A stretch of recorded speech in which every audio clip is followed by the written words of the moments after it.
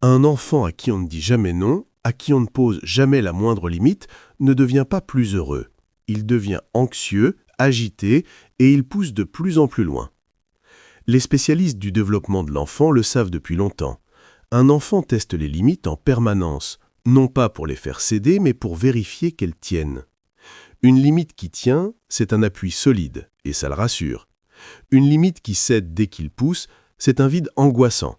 Si même l'adulte ne tient pas, qui va le protéger? Garde cette image, parce que les fameux tests féminins fonctionnent exactement pareil. Dans le monde de la séduction, on appelle ça les shit tests. C'est un terme à la mode, pas un terme scientifique. Alors prenons-le pour ce qu'il est. Un mot pour décrire un phénomène réel. Une femme, consciemment ou non, va régulièrement tester ta stabilité, ton cadre, ta réaction sous pression. Pas pour t'humilier, pour vérifier que tu tiens. Parce qu'au fond, la question qu'elle se pose est simple. Est-ce que cet homme est solide? Est-ce que je peux m'appuyer sur lui? Ou est-ce qu'il va s'effondrer à la première secousse? Et ces tests prennent plusieurs formes reconnaissables. Il y a le test de provocation, une petite pique, une remarque vexante, t'es sûr que tu fais ma taille, juste pour voir si tu te vexes ou si tu encaisses avec le sourire. Il y a le test du désintérêt, elle devient soudain froide, distante, lointaine, pour voir si tu paniques et si tu te mets à courir après elle. Il y a le test de la sécurité émotionnelle, elle exagère une émotion, elle dramatise, pour voir si tu gardes ton calme ou si tu t'écroules avec elle. Et il y a le test du pouvoir, une demande déraisonnable, un caprice, annule ta soirée pour moi, pour voir jusqu'où tu plies. Et à chaque test, il y a 2 mauvaises réponses, opposées, et tu dois éviter les 2. La première, c'est l'agressivité. Monter dans les tours, te vexer, te justifier longuement, t'énerver. Ça montre que sa petite secousse t'a déstabilisé, donc que tu n'es pas solide. La seconde, c'est la soumission. T'écraser, t'excuser, céder à tout, courir après elle. Ça montre exactement la même chose, que tu n'as pas de cadre. Dans les 2 cas, le mur a cédé. Et comme l'enfant face à l'adulte qui flanche, une partie d'elle est au fond déçue. La bonne réponse, c'est presque toujours la même. Le calme et l'humour. Elle te lance une pique sur ta taille. Tu souris, tu en rajoutes pour rire. Oui, je suis minuscule, on me confond souvent avec un tabouret. Et tu passes à autre chose. Elle devient froide pour voir si tu paniques. Tu restes exactement le même, tranquille. Tu ne cours pas après, tu vaques à ta vie. Elle te fait une demande déraisonnable? Tu refuses calmement, sans drame, sans te justifier pendant 10 minutes. À chaque fois, le message que tu envoies est le même. Ta petite secousse ne me fait pas bouger. Le mur tient. Et c'est exactement ce qu'elle voulait vérifier. Et attention à ne pas trop bien réussir non plus, parce que c'est un piège dans l'autre sens. Certains hommes, par peur de paraître faibles, ne cèdent plus jamais sur rien, transforment chaque échange en bras de fer et répondent à la moindre demande par une pique ou un refus. Ça, ce n'est pas de la force, c'est de la rigidité, et c'est épuisant à vivre. Tenir son cadre ne veut pas dire ne jamais plier. Un homme solide, c'est aussi dire oui de bon cœur, faire un geste, se montrer tendre quand la demande est juste. La vraie force, c'est de choisir, céder parce que tu le veux, pas parce que tu as peur. Tenir parce que c'est important, pas pour prouver quelque chose. Un mur, c'est rassurant. Un bon cœur fermé à tout, c'est invivable. Un soir, à un dîner entre amis, j'assistais à un test en direct, un vrai cas d'école. Un couple à table, ensemble depuis peu. À un moment, devant tout le monde, elle lance à son mec, mi-fil, mi-raisin. « De toute façon, tu dis ça pour me faire plaisir, tu n'as aucun caractère. » Un petit silence gêné. Et là, 2 mondes possibles. Le gars aurait pu se décomposer, se justifier, bafouiller un « Mais non, attends, pourquoi tu dis ça? S'il avait fait ça, c'était plié. » Elle l'aurait senti faible. Sauf que lui, il a souri, tranquille, et il a répondu du tac au tac « C'est ça. Et c'est exactement pour ça que tu es avec moi, hein ?» Toute la table a ri, elle la première, et elle l'a regardé avec un petit air, plus tendre qu'avant. Sur le coup, je n'avais pas tout saisi, mais en y repensant, c'était limpide.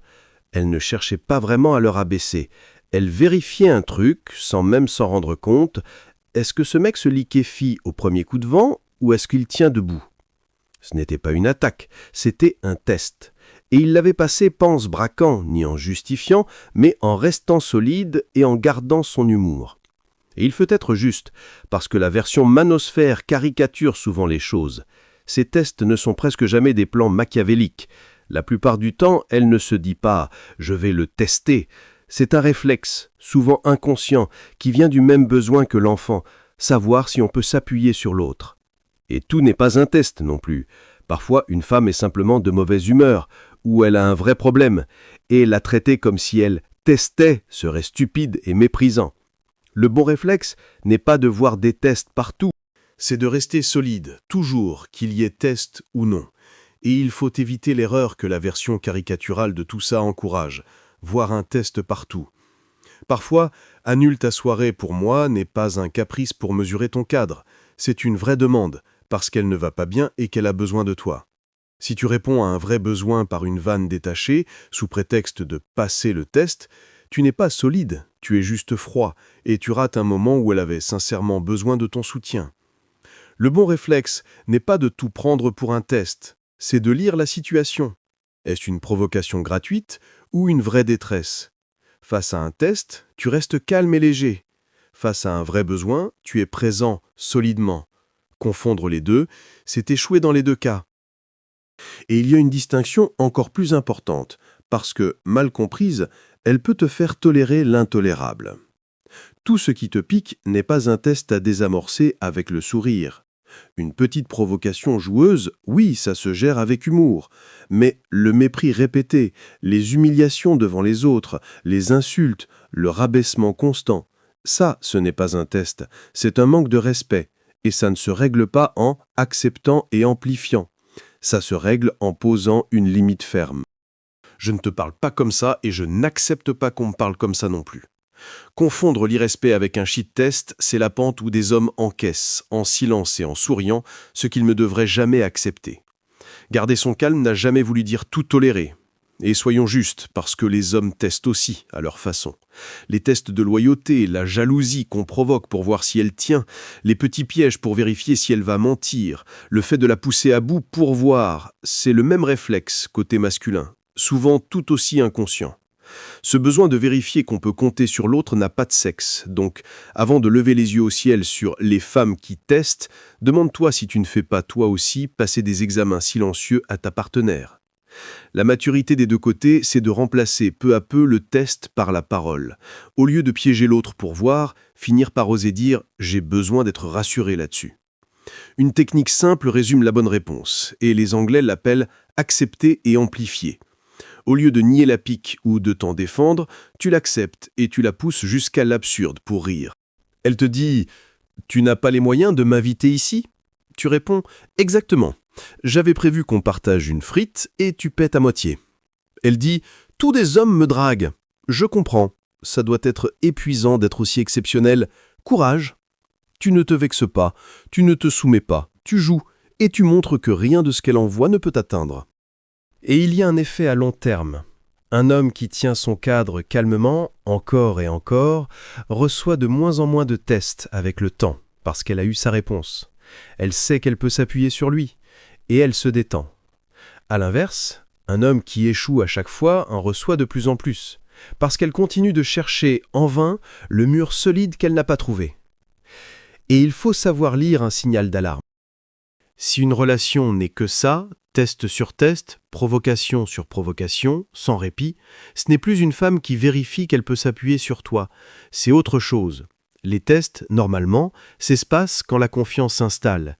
Une femme qui se sent en sécurité finit par se détendre et cesser de te sonder en permanence. Si, au contraire, des mois ou des années plus tard, tu subis toujours un déluge de provocations et de mise à l'épreuve, ce n'est pas de l'attachement qui se cherche, c'est peut-être du mépris ou un besoin de contrôle qui ne sera jamais rassasié. Là, la question n'est plus « comment passer le test ?», mais « pourquoi est-ce que j'accepte de passer un examen permanent pour mériter d'être respecté ?»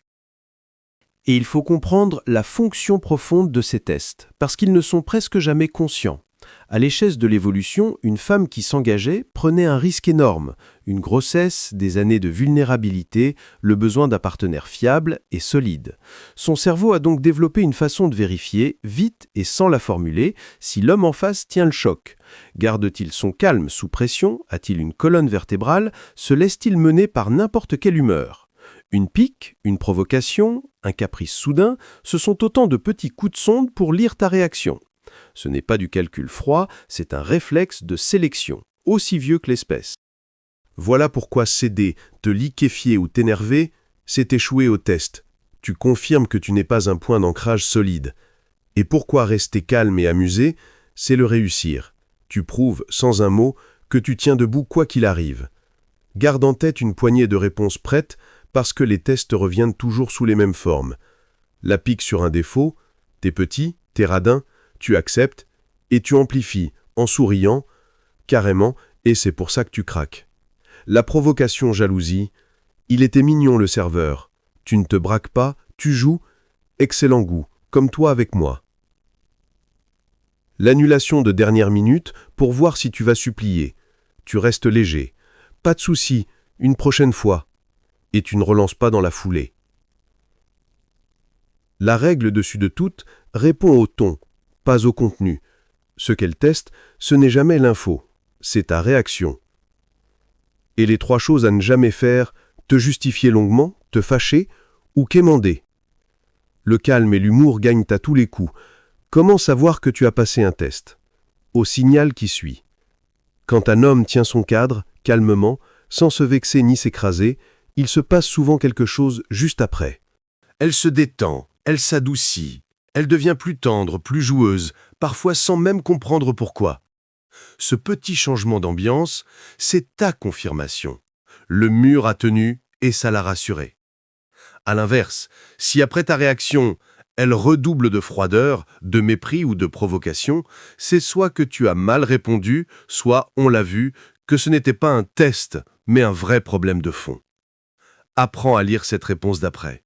Elle te dit mieux que n'importe quelle théorie si tu viens de monter ou de descendre dans son estime.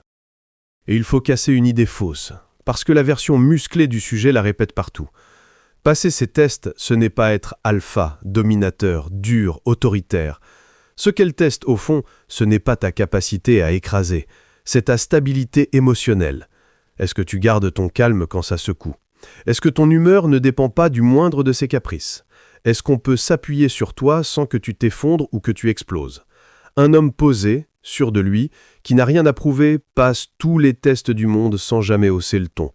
Ce n'est pas une question de virilité de façade, c'est une question de solidité intérieure. Et ça ne se joue pas. Ça se construit, en devenant réellement un homme que rien ne fait vaciller. Le calme, le vrai, ne se mime pas.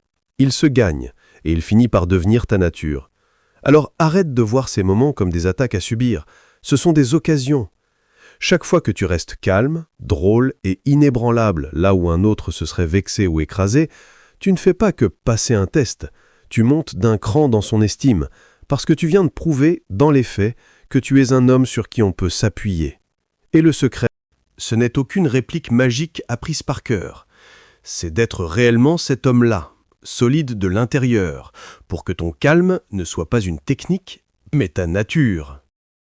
Deviens ce mur, et plus aucune secousse ne te fera trembler. À plus.